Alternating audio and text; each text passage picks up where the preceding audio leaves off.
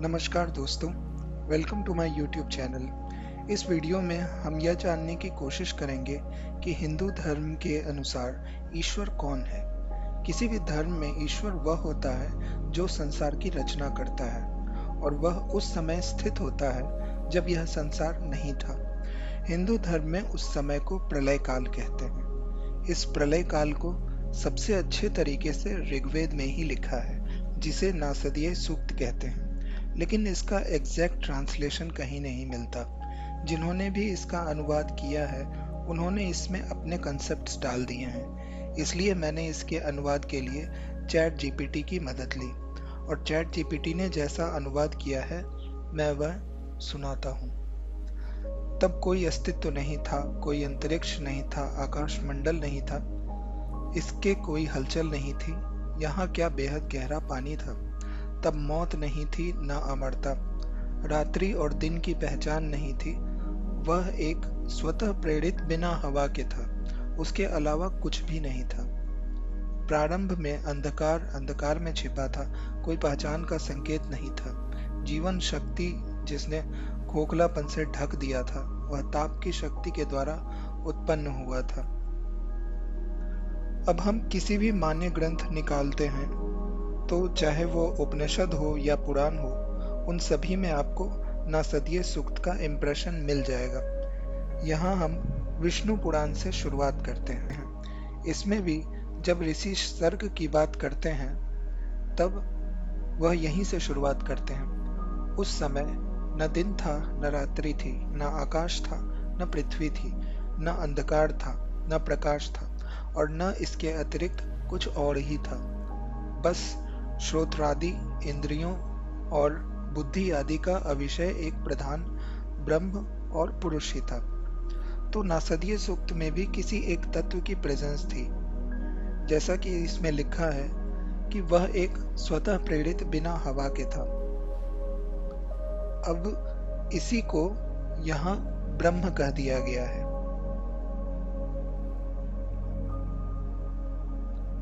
और इसकी व्याख्या पीछे लिखी है कि जो पर से भी पर, परम श्रेष्ठ, अंतरात्मा से में स्थित परमात्मा, रूप वर्ण नाम और विशेषण आदि से रहित है, जिसमें जन्म वृद्धि परिणाम क्षय और नाश इन 6 विकारों का सर्वथा अभाव है, जिसको सर्वदा केवल है इतना ही कह सकते हैं। यहाँ इस ब्रह्म के बारे में यह जानना और मानना आवश्यक है कि इसका न कोई रूप था न वर्ण और न कोई नाम। नाम का निषेध होना इस बात का सूचक है कि इसके अलावा कोई और नहीं था जिसने मैं हूं ऐसी अनुभूति की हो। मैं हूं ऐसा संकल्प करने वाला वह एक ही तत्व था। यद्यपि प्रकृति का अस्तित्व भी इस ब्रह्म के साथ ही था, लेकिन प्रकृति में स्वयं को महसूस करने की शक्ति का अभाव है। इसलिए ब्रह्म ने अपने अलावा किसी और को नहीं पाया। क्योंकि ब्रह्म के अलावा कोई और था ही नहीं, इसलिए इसका कोई नाम भी नहीं हो सकता। नाम की आवश्यकता हमें 2 लोगों में भेद करने के लिए होती है। इसलिए नासदीय सूक्त ने उसे किसी भी नाम से नहीं बुलाया और इसके साथ ही यह भी कह दिया कि वह क्या है ये हम नहीं जानते। यहाँ कोई कॉन्ट्रडिक्शन की बात नहीं है कि फिर पुराण उसे कैसे डिस्क्राइब कर पा रहे हैं, क्योंकि पुराण भी वही कह रहे हैं जो नासदीय सूक्त ने कहा है कि वह रूप गुण नाम सबसे रहित है। तो जिस तत्व का न कोई रूप है न गुण है न नाम है, उसे कोई कैसे जान सकता है। ये एक ही बात कहने के 2 तरीके हुए। या तो ये कहो कि वह यह भी नहीं है वह भी नहीं है, या ये कहो कि हम बस नहीं जानते कि वो कौन है। लेकिन यदि ऐसा है तो हम आत्मा ब्रह्म या पुरुष कहकर उसे कैसे संबोधित कर रहे हैं। ऐसा इसलिए कि हम उसके बारे में कुछ नहीं तो इतना तो जानते ही हैं कि वह है और केवल वही है, और ये शब्द एक तरीके से उसके अस्तित्व की ओर इंगित करते हैं। इस ब्रह्म की सबसे सही व्याख्या केनोपनिषद ने की है। केनोपनिषद में लिखा है कि वहां उस ब्रह्म तक न आंखें पहुंचती हैं, न वाणी पहुंचती है, न मन पहुंचता है। अतः जिस प्रकार उसका इस ब्रह्म का उपदेश करना चाहिए, वह न हम जानते हैं और न यह समझते हैं कि इस दशा में किस प्रकार का उसका उपदेश करें, क्योंकि वह ब्रह्म जानने योग्य विषय से भिन्न है तथा अज्ञात से भी परे है। ऐसा हमने अपने पूर्वजों से सुना है। जो ब्रह्म वाणी द्वारा प्रकाशित नहीं हो सकता, अपितु जिसकी शक्ति से वाणी बोलती है, उसी को तुम्हें ब्रह्म जानना चाहिए।